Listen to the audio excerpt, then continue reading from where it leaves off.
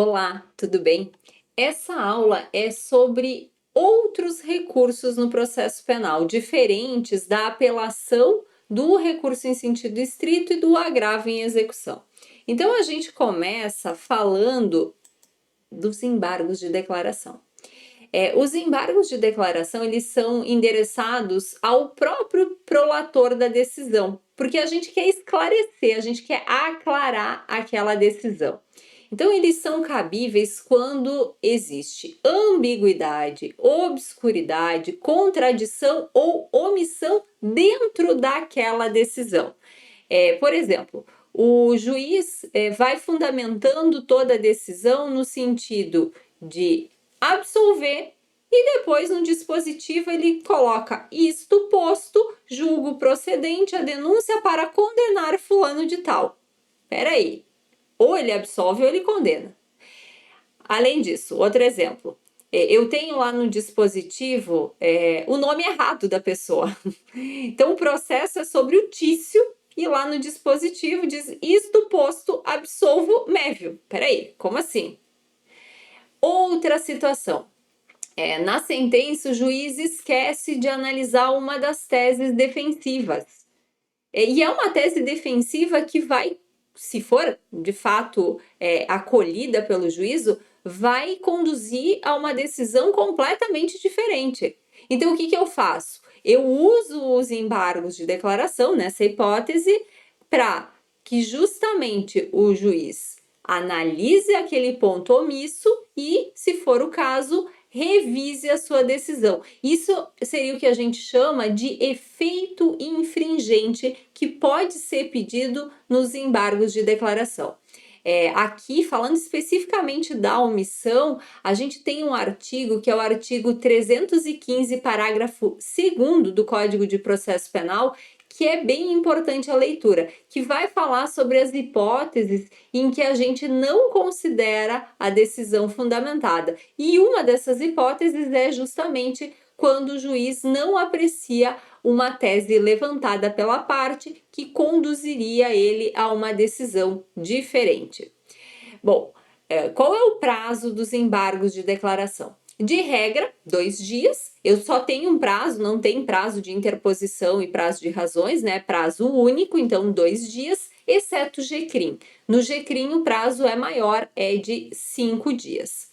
A base legal, ela vai ser diferente, dependendo do local em que eu vou opor os meus embargos de declaração.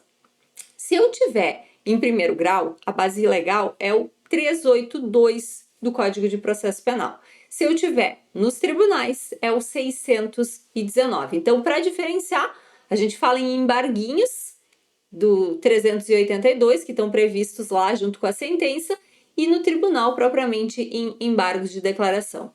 Se for no GCRIM, a base legal, então, é o artigo 83 da Lei 9.099.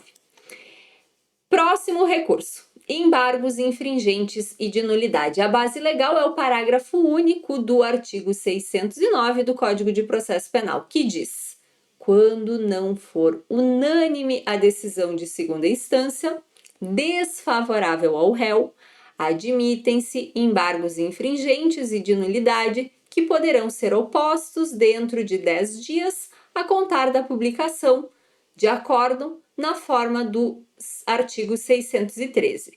Se o desacordo for parcial, os embargos serão restritos à matéria objeto de divergência.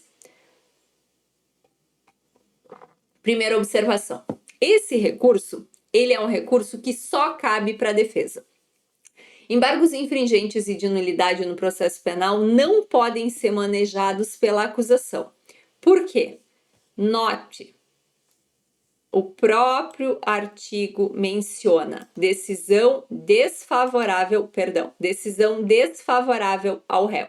Se eu tiver uma decisão que foi no sentido de acolher a tese defensiva, não cabe isso aqui.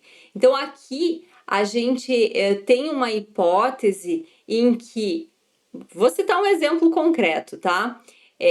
No Tribunal de Justiça 2 desembargadores votaram no sentido da tese da acusação prosperar e um entendeu que a tese da defesa era a mais adequada. Esse voto divergente, ele vai ter um peso, que é um peso de poder conduzir aquele caso a uma reanálise por um colegiado maior. Então, a gente só tem a possibilidade de manejar os embargos infringentes e de nulidade, só a defesa, e nessa hipótese da defesa ter perdido por 2-1, pensando no Tribunal de Justiça aqui. Aí a gente vai então submeter um colegiado maior para ver se de fato aquela decisão pró-acusação é que vai ser mantida, ou então se a decisão que foi minoria aí, mas que votou a favor da tese defensiva, se ela tem que ser adotada. O prazo, então, é 10 dias para opor esses embargos e é só em relação à matéria de divergência. Se eu tive 10 teses defensivas alegadas, mas só uma que foi objeto da divergência, é só essa tese que eu vou poder reanalisar em embargos infringentes e de nulidade. Os embargos infringentes, então, eles são de matéria geral e os embargos de nulidade são restritos à alegação de nulidade. Essa é a diferença, né? Eu posso chamar, então, só de embargos infringentes, só de embargos de nulidade, dependendo da matéria, ou chamar pelo nome completo do recurso. Esse recurso, então, eu diria que a grande peculiaridade dele é isso, ser cabível apenas para a defesa. Se a gente tiver a defesa ganhando por 2-1, a acusação não vai poder manejar esse recurso. Próximo recurso aqui é a carta testemunhável, que também é bem pouco usada, está prevista no artigo 639, né, a partir desse artigo do Código de Processo Penal, e é cabível, então, em 2 hipóteses: da decisão que denegar o recurso e da decisão que, admitindo o recurso, obstar a sua expedição e seguimento para o juízo ad quem. Então, aqui, imagine uma situação em que eu interpus um recurso em sentido estrito, mas o juiz não se retratou e não mandou o recurso para o tribunal. Então, o que a gente pode fazer? Usar a carta testemunhável, que é endereçada ao escrivão, ao chefe do cartório, que vai organizar esse recurso, né? Se fosse um processo físico, ele tiraria a cópia das partes essenciais e vai remeter para o tribunal. O prazo da carta testemunhável é em horas, então a gente fala em 48 horas. E aqui eu lembro que se eu tiver uma apelação que for denegada, ou seja, que não subir para o tribunal, eu vou usar recurso em sentido estrito. Então eu uso a carta testemunhável quando eu tenho um recurso em sentido estrito ou um agravo em execução que não subiu para o tribunal. Eu uso basicamente para destrancar o recurso e garantir que o recurso principal seja apreciado lá no tribunal. Depois a gente tem o ROC, né? Recurso Ordinário Constitucional, que, como o nome bem indica, está previsto lá na Constituição. A gente tem 2 hipóteses de ROC para o STF e de ROC para o STJ. Quando é que a gente pode usar o ROC? Em especial quando a gente tiver habeas corpus denegado. Então, fiz um habeas corpus para o Tribunal de Justiça me negou a ordem de habeas corpus. O que eu posso fazer? Recurso ordinário constitucional para o STJ. Outra hipótese, fiz habeas corpus para o STJ e o STJ não concedeu, ou seja, denegou a ordem. O que eu posso fazer?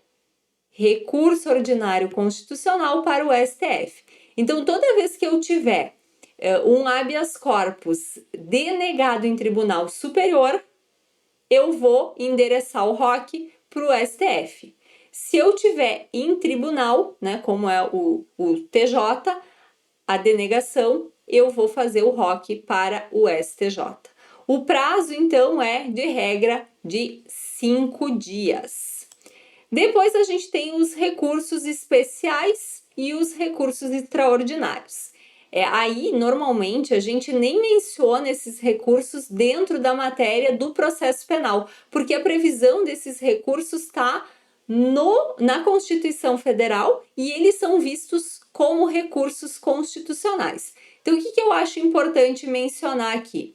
As principais hipóteses de cabimento, né? No caso do recurso especial, a principal hipótese de cabimento é violação à lei federal, né? Então, eu tive lá a lei de drogas violada, o Código Penal violado, o Código de Processo Penal violado, eu posso fazer o recurso especial para o STJ, ou então, uma hipótese que também é usada, mas eu diria que é uma utilização um pouco menor, é divergência jurisprudencial. Se eu tiver um tribunal decidindo a questão de uma forma e outro tribunal brasileiro decidindo a mesma questão de outra forma, o STJ, como não só guardião da legislação federal, mas também como um tribunal que tem que uniformizar a jurisprudência, ele pode ser acionado nessa questão para aplicar a jurisprudência adequada e, portanto, uniformizar a jurisprudência daquele tema. Já o recurso extraordinário, eu diria que a principal hipótese, a principal situação é quando a gente tem violação à Constituição Federal. E aí, então, o endereçamento é para o STF. Aqui é importante esclarecer, estou fazendo um resumo grosseiro desses dois recursos, tem uma série de outros detalhes. E por último, o prazo. O prazo do recurso especial e do recurso extraordinário é de 15 dias. O que eu recomendo é o cuidado. Como são recursos constitucionais, a gente vê eles em direito constitucional, vê em direito civil, e no direito civil, no processo civil, a gente conta esses 15 dias em dias úteis. Aqui no processo penal o prazo é igual, é 15 dias, mas a contagem é a contagem do prazo processual penal, que é em dias corridos. Então, minha recomendação é só o cuidado em relação à contagem do prazo. Com isso, a gente encerra essa aula sobre outros recursos no processo penal. Eu espero que você tenha aproveitado e até mais. Tchau!